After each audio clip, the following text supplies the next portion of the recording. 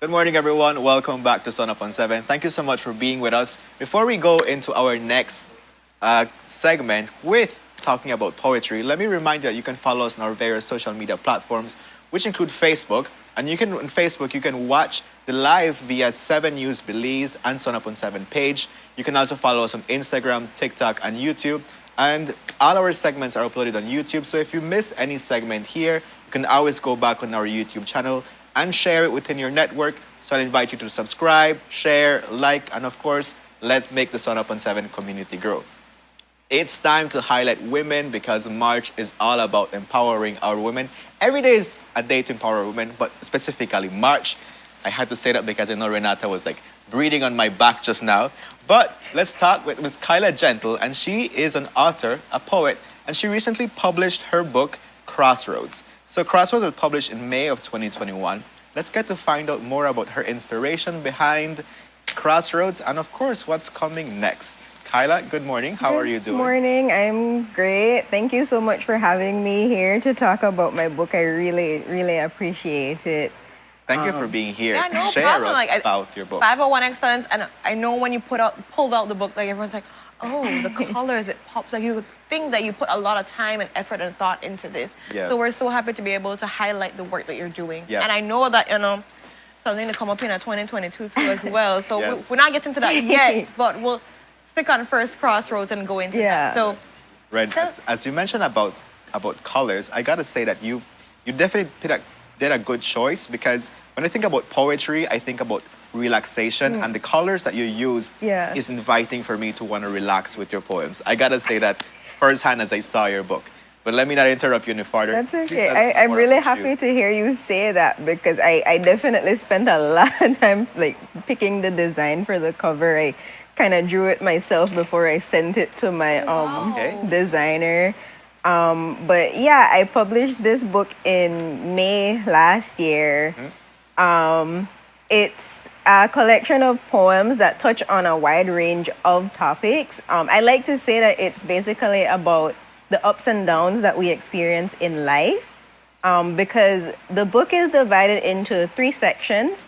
The first one is a bit heavier because it does talk about depression and mental illness and even grief. Yeah. The second section is about love and heartbreak. And the third section is about self-discovery. And Nice. I think my goal with putting together these 3 topics was kind of to show people that despite the darkness and despite the bad stuff that occurs in life, we can still find joy and we can still grow. We can still learn to love ourselves. Like, the main thing that I wanted people to take away from it was, it's gonna be okay, which I think was fitting for the time in which it came out, Because we were Pandemic and things were getting crazy. Yeah. Lockdown, curfew. It was just a lot for people Yeah. to handle. But Yeah.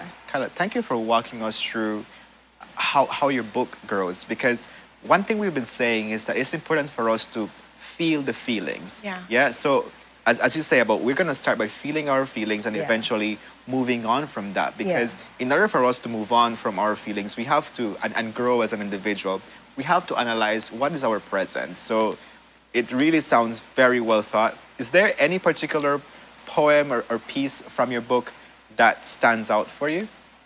Yeah, the first one that came to my head is one that talks about insecurity, specifically as a woman, and even more so as a Black woman, because a lot of the times we tend to compare ourselves to other people. Like, oh, my hair doesn't lay flat and stuff like that. And in that poem, I kind of remind myself that the women that came before me, my mother and my grandmother and all the matriarchs, they fought and they struggled and they went through so much, and they went through too much for me to not think of myself as divinity, as Yes. Oh, man. you know. I love that just now. I really love that because it's so true. Your book has been recently published. What has been something that people have come back and told you that's been something that really stood out for them? As you asked that, I almost, it brings me to tears almost, because I found that a lot of people come to me and tell me, your book really brought me comfort in knowing that I'm not alone in what I'm going through. And that really touched me, because that was definitely one of my main goals with this, is showing people that you're not alone in whatever it is that you're going through, and you're gonna make it out of it okay, or you're gonna learn something when you come out of it. So that really and truly has touched my heart. I love that, because I think, like Kevin said, poetry is this beacon, this way in which people can be able to express themselves, but not only that, to connect with other people and feel like you're not the only one that has all of these feelings. And we here at Sun Up, we promote feeling your feelings and embracing it, but loving the fact that you're promoting just the idea that it's okay to feel all of this. It's okay to not be okay at times, but we're going to be okay eventually. And I think that's really powerful, especially in a book, to have people go through these different, I think it would be like different stages, because it talks about mental health, which I don't think people sometimes understand. So being able to read the poets, to know, what it's like to be going through that deep anxiety, to go through that depression, to feel alone or feel like no one cares about you or so forth. And that's going to be able to be read through the pages. So I love that. I want to bank on something that you said, and I feel I resonate on it as you're talking about your book, is that often we're not aware about what all emotions we're going through. So our vocabulary with emotions is very limited.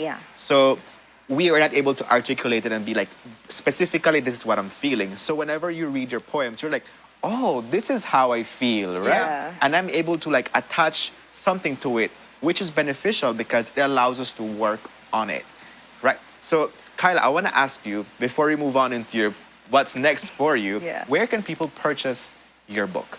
So currently, Crossroads is available on Amazon for purchase in both print and ebook copy. Okay. However, I know that a lot of people aren't really able to readily access Amazon. So if anyone would like to pre-order a copy, I am more than willing to order it for them and bring more copies to Belize. I used to have physical copies in Belize, but I just sold my last copy of that last week. That means it's going well. Yes. Yes. But I'm definitely looking to bringing in more copies for people that are interested in purchasing. It's $25 Belize for a copy. All right. So with that, how can people get in touch with you? You can find me on Instagram at kgentlewrites. And in my Instagram bio, there's a link where you can click, and that takes you to all my stuff, my blog, where you can purchase my books and all of that. I'm also on Facebook, Khaila A. Gentle, that's Khaila. I'm also on TikTok as well, not as active, but K Gentle Writes on there as well.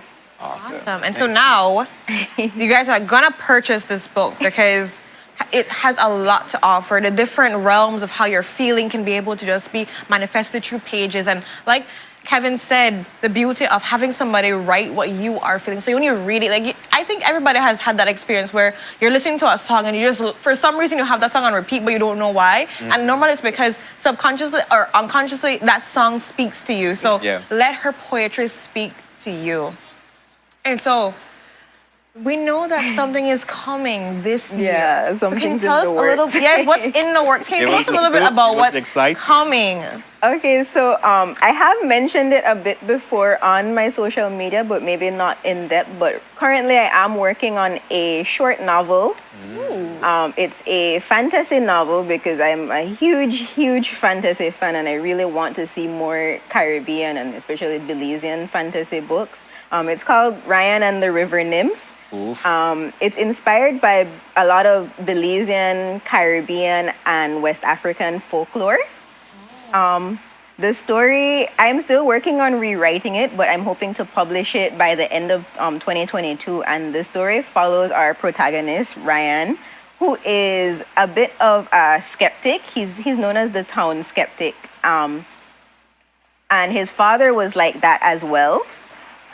His father died, but no one really knows how. There are rumors and there are stories about him, but no one, Ryan especially, doesn't really believe it.